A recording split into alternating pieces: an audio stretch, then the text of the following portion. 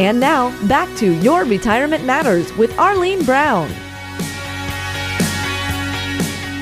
And welcome back, folks. I'm Jeff Davis here with Arlene Brown, and you're listening to Your Retirement Matters. And just a reminder, you can email Arlene your questions at arlene@yourretirementmatters.net, or you can call her at 678-741-5334. That's 678-741-5334, or arlene@yourretirementmatters.net. Arlene, you ready to field some questions? Absolutely, Jeff.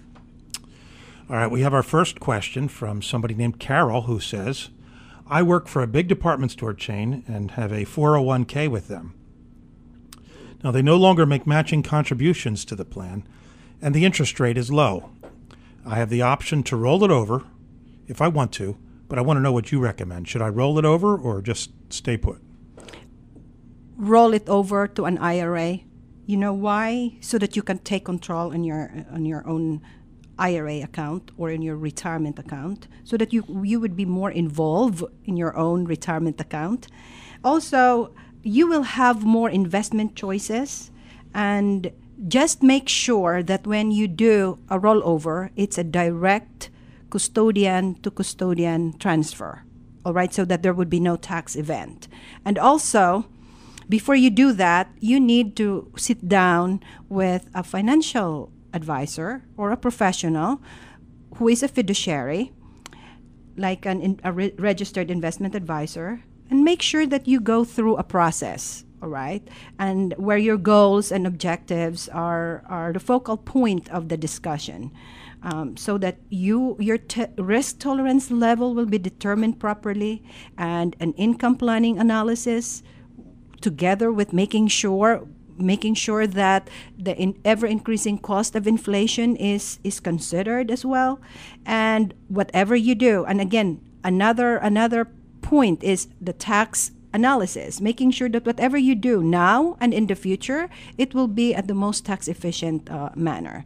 So all of these things, okay, needs to be addressed when you sit down with a financial advisor. So that is my recommendation. Here's another question from somebody named Troy.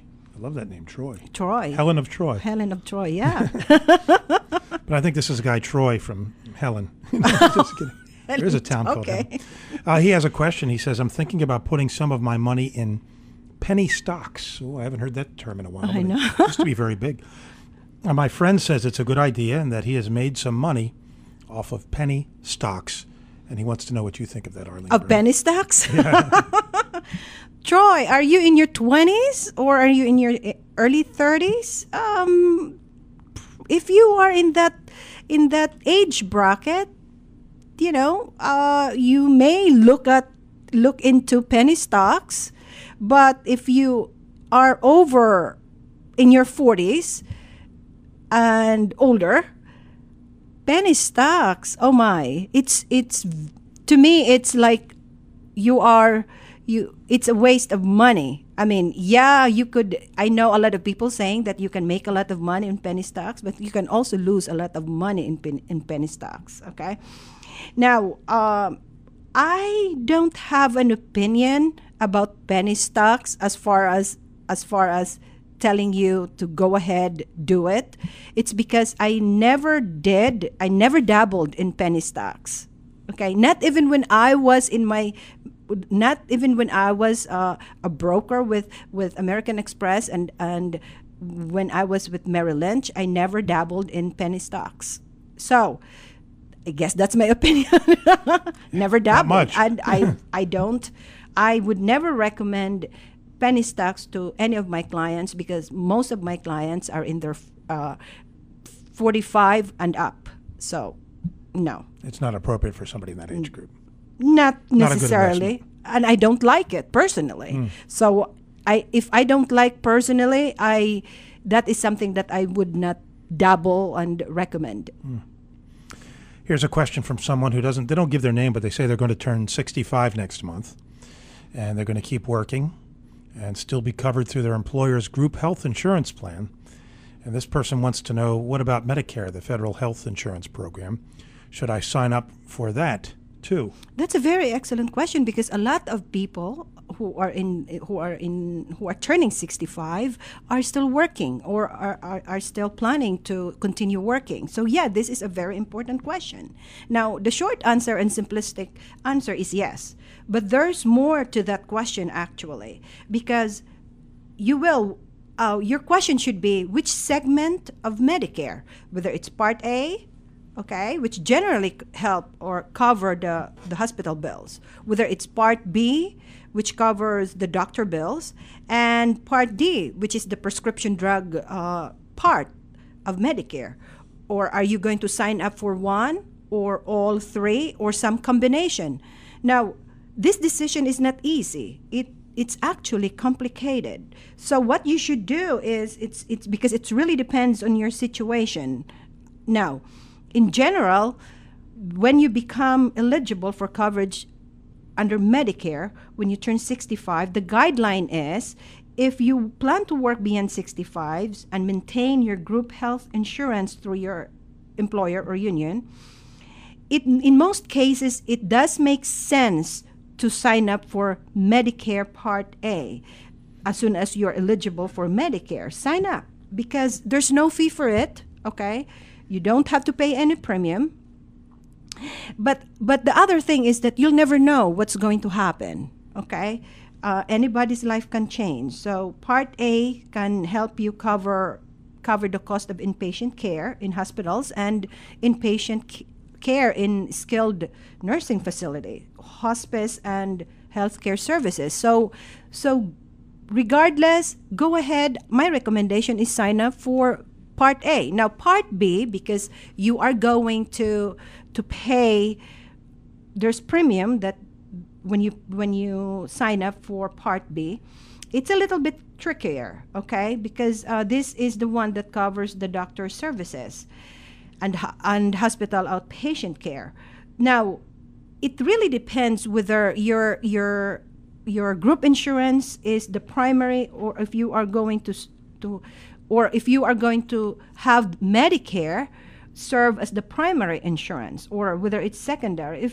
If Medicare is your primary insurance, okay, then you don't have to enroll in Medicare Part B, especially if your employer's plan is considered to be the primary payer, okay?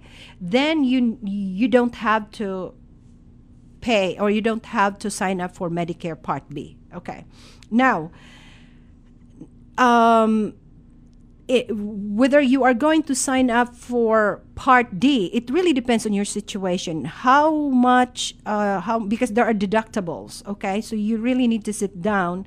And my recommendation is talk to your health human resources manager and look at your Medicare plan, look at your employer plan, the whole plan, and if it makes sense, because the Part D, you are going to pay premium, you may not need to sign up for Medicare Part D if you don't have so much prescription medication needs.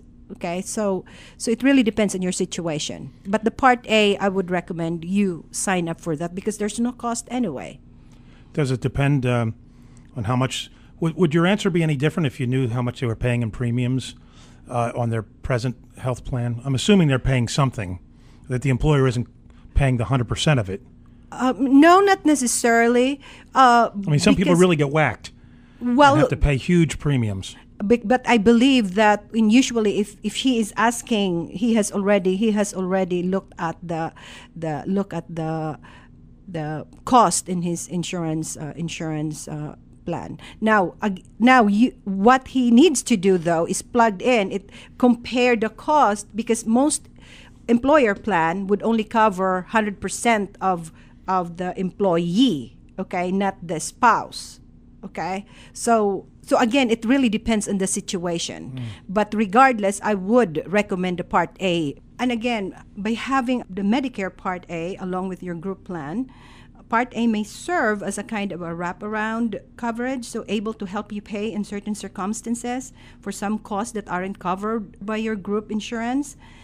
or any plans that is offered by your employer or union. And a few points about Medicare Part A. If you sign up for Part A, do so within the 7-month window for enrollment, the period which includes the 3 months before the month in which you turn 65, and the actual month in which you turn 65, and the 3 months following the month that you turn 65. So that's your 7-month window.